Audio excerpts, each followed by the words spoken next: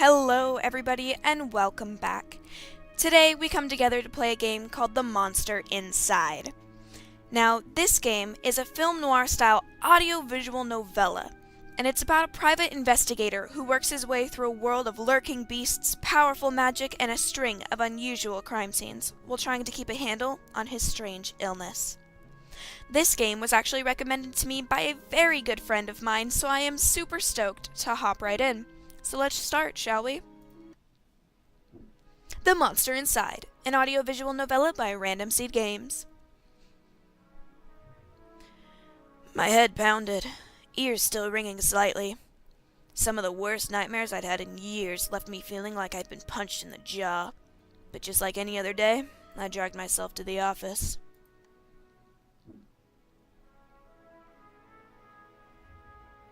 There was another notice on the door from Mayor Vanetti's office. Permits out of date. They didn't like me much and were trying to drown me in paperwork. It was a slow month, weeks since I'd had any real case to work on, so I passed the time pacing the office, smoking and staring at the mirror in the corner, safely covered with an old bedsheet. Safely covered. I don't dare look at my own reflection.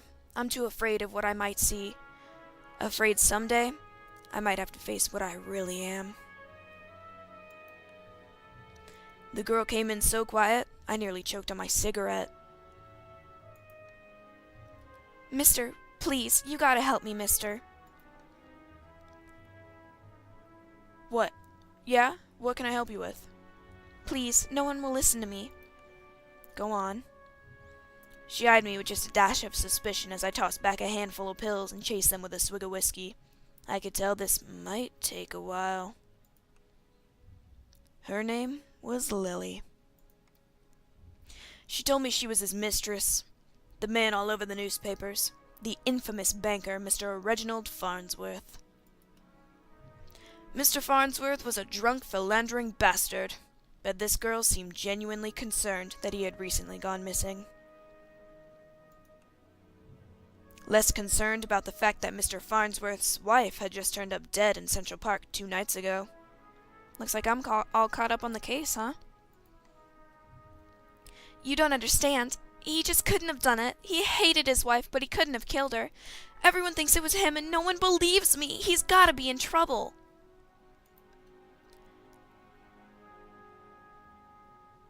I ain't saying I believe you, but what makes you think he's in danger?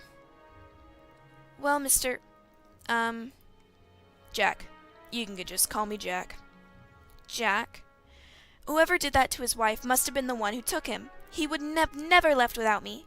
He promised me. I'm sure Mr. Farnsworth promised this poor girl a lot of things. Please, the cops won't listen to me, and they want to bring him in on charges. You gotta prove it wasn't him before they find him. Honestly, I doubt they're in too much of a hurry. Farnsworth had practically the entire police force in his deep pockets. Probably why they hadn't found much yet. If they found him and brought him in, it would be due to public pressure. Sometimes a mob with pitchforks is more dangerous than one man with money.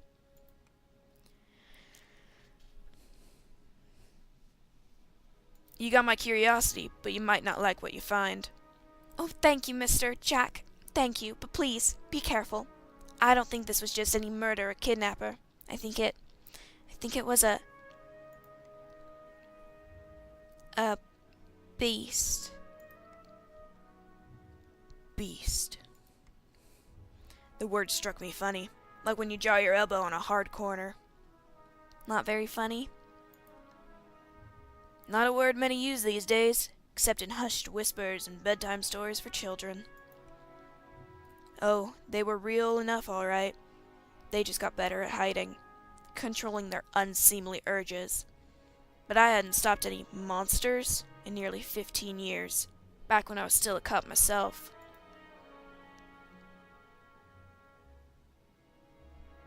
I can help you. We'll get to the bottom of it. Don't you worry now. And you seem like a kind of man who's good at solving mysteries. Sure, can't you see how busy I am with cases?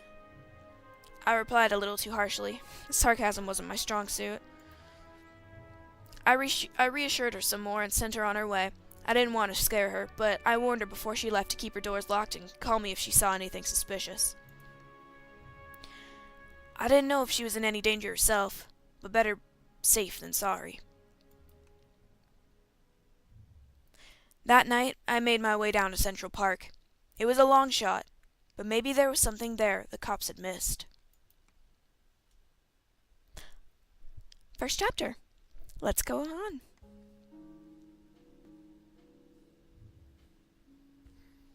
The scene was already picked clean by the cops days ago, but I've got a knack for finding the things others overlook.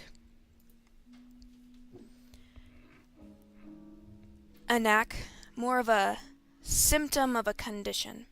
Other, less useful symptoms I kept in check. But for the time being, my keen sense of smell would come in handy. It was faint, but I could smell it before I even approached the police line. The scent was less of a thing and more of an emotion. Fear? Seduction. Okay, not what I expected, but alright. A strangely familiar smell. I expected the scent of trepidation, or maybe even outright fear, but Mrs. Farnsworth seemed to have been at the height of pleasure when she left this world. Brought new meaning to a crime of passion. Pushing the thought from my mind, it was time to get down to business. Oh. Muddy footprints everywhere. Difficult to pick out anything from the prints the cops left behind in their haste. But cops don't wear 2,000 pairs of carcanos. It looked like Mr. Farnsworth was there that night, and walked away on his own 2 feet. A burn mark on a nearby tree caught my eye. I ran my finger along its length and felt a chill down my spine. This wasn't just any burn mark. This was the mark of an ancient magic. It's doubtful the cops would have picked up on it. Could Lily have been right? Something unnatural was at play here. But I was no stranger to the strange. After looking around for a while longer, I realized the park had given up all it was hiding from me, so I trudged back to my apartment and my head hit my pillow like it owed me money. The next morning, I was reeling from another bout of ghoulish nightmares, but I tried to hide my discomfort when I saw Lily was already sitting outside my office. She waited wordlessly as I unlocked the door and ripped down another notice from the mayor's office. I motioned for her to step inside. Seemingly afraid of what I might say, she finally worked up the courage to ask. So, what did you find?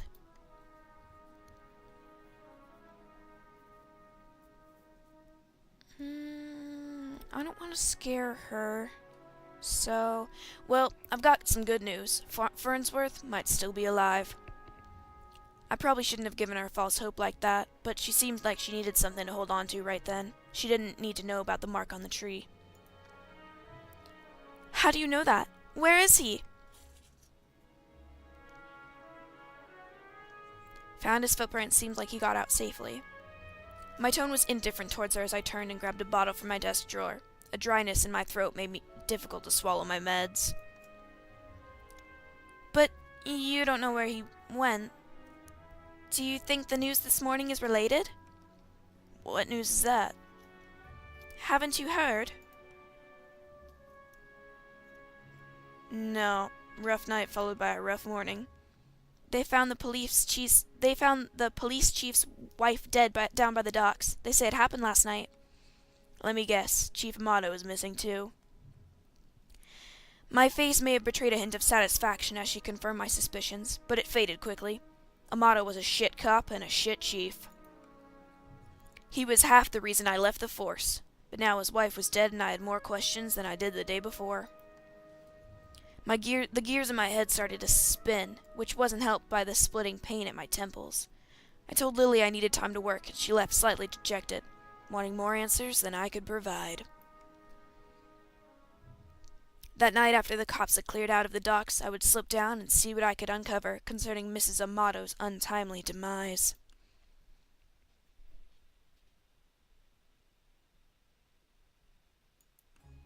Next chapter. The cold air smelled strongly of salt and oil and... Could it be?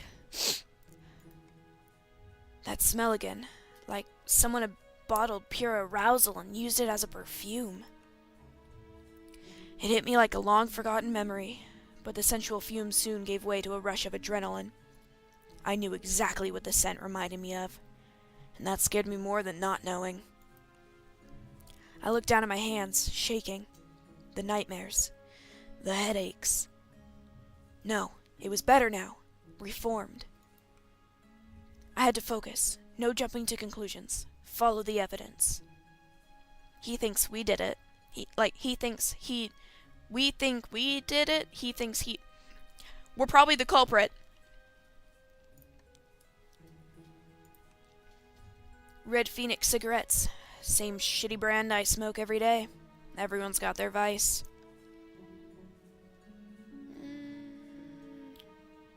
What is there? There's not much. Oh, is something there? There.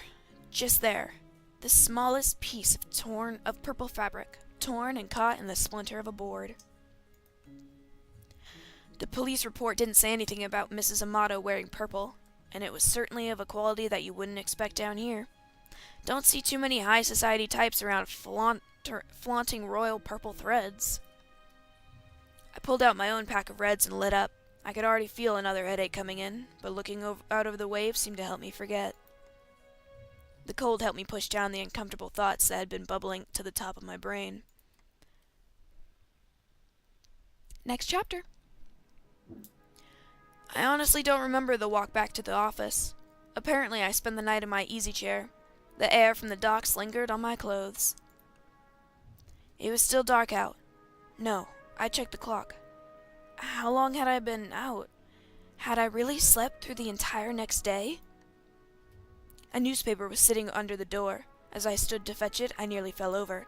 A wave of nausea hit me like a ton of bricks. I steadied myself and regained my composure. Before I even picked up the paper, I could already read the headline. Breaking, mayor missing, wife found dead. 2 cases is a coincidence. 3 is a pattern. The cops would come asking questions soon. They knew I had a history of antagonizing all the victims. I stumbled to my desk and slammed back 3 days' worth of inhibitor pills. Couldn't take any chances. I had to investigate the scene to be sure. I threw on my jacket and went to the door. Lily caught me off guard on the other side. Jack, where are you off to? I've been trying to reach you all day.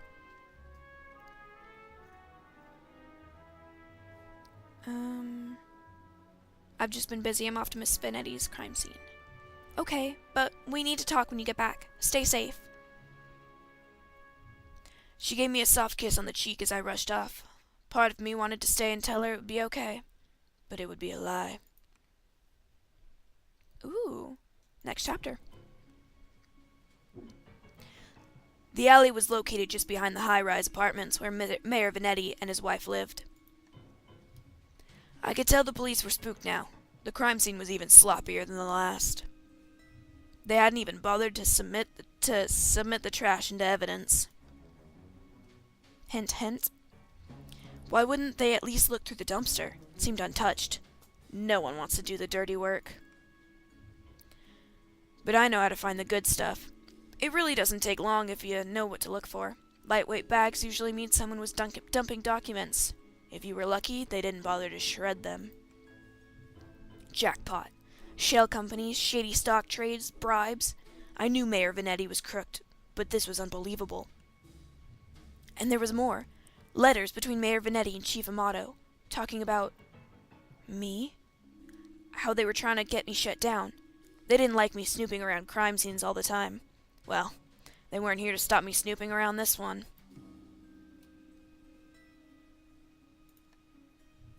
Vanetti's car. If he's still alive, why wouldn't he have left in his car? Didn't make any sense. I honestly wasn't too motivated to find him, but the stakes were too high, and my bet was edging towards the unthinkable. As I searched around for anything that might assuage my fears, I caught the scent again. It overwhelmed my other senses with undulating pleasure. It was intoxicating. A weapon used on the weak-willed. A weapon I knew all too well, though it had been many years since I had used it. Was there another like me? Was I being framed? It wasn't possible. Was it? I was taking my inhibitors. I was reformed. But the nightmares, the headaches, the memory lapses, I couldn't even trust myself. I started walking back out the alley when something shiny caught my eye. A watch. Not just any watch, though. My watch. How long had my wrist been bare? Surely I just dropped it when I first came down the alley. I checked the time just before I left the office, hadn't I? Or had I used the wall clock? I couldn't be sure. I couldn't be sure of anything. So I ran. Next chapter. I don't know why I ran back to the office. The cops would probably show up any minute to knock the door down and cart me away. They would put it together before long. Maybe it would be best for everyone if I simply faced my own reflection. I wonder what happens if he faces his own reflection. But Lily was still there waiting for me. Jack, what's wrong? You look like you've seen a ghost. My own ghost, come back to haunt me from the past. You're not making any sense, Jack. Come, sit down. You don't understand. You're not safe around me. I took a good last look at her as I prepared to shove her out of the door. I noticed she was wearing the same thing she had when she first came to my office 3 days ago. A beautiful purple dress. Ah, that makes sense. Odd that I hadn't really noticed before, but it made her seem out of place, out of time. And it was frayed around the edges, torn in places. My chair caught my fall as my knees failed me. It was you. You are the monster. Succubus. Oh, Jack, we are one and the same, you and I. We're both monsters. I'm simply more honest with myself. There's no such thing as reformation. Those pills you take only make you dull. So does that make him an incubus? Beasts like us should never suppress our true natures as you have, incubus. Those men were probably dead too now, I figured. She probably took them to her lair and harvested their seed. So you've done all this just to wake me up? You could say that. Though it seemed enough just to have you doubt yourself. You believed you were still capable of such horrors. Which means deep down, you probably are. You can't escape it. Now, I need you to complete the deed. You took my watch, messed with my head. Oh, don't act like I didn't do you a favor. Those men hated you and wanted you gone. And now, they are gone. I mustered the strength to stand again, moving casually to the window by the corner. She was right about one thing. I was dull, weak compared to her. If I refused her and she attacked me, I was a dead man. I had to keep her talking. I've never met a succubus who seduces and kills women. Oh, please, such a 14th century stereotype.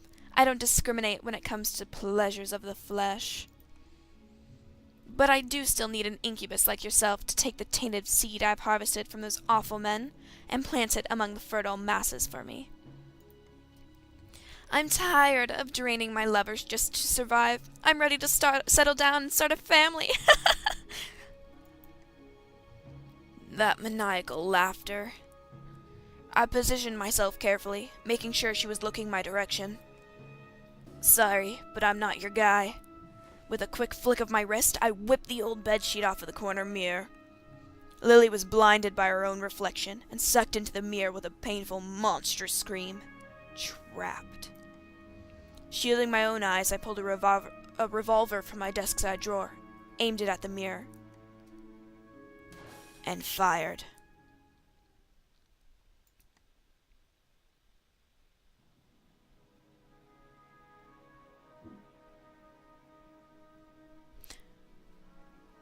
Well then, everybody. Looks like that has been Monster Inside. I hope you all enjoyed this game very much. I know I did. It was a short game, and it was in chapter segments. It was really good, and the music is very calming and sets up the scene quite nicely. I love the sound effects throughout the game, the swooshes, as you click on things and everything. I did enjoy the story. It was interesting. It took a turn that I really wasn't expecting. Upon the smell stuff, I expected werewolf or something similar to that, especially with beast. The burn marks really confused me, but that was really interesting, and it took a turn I did not expect, and I'm actually really honestly surprised in a good way. I hope you all enjoyed watching this video, and I hope you leave a like, subscribe, and if you want to see more, you can follow me on Twitter or comment down below any games you would like me to play, or comment down below how was your day. I would love to hear it. Thank you so much for watching. I hope you all enjoyed, and come back next time.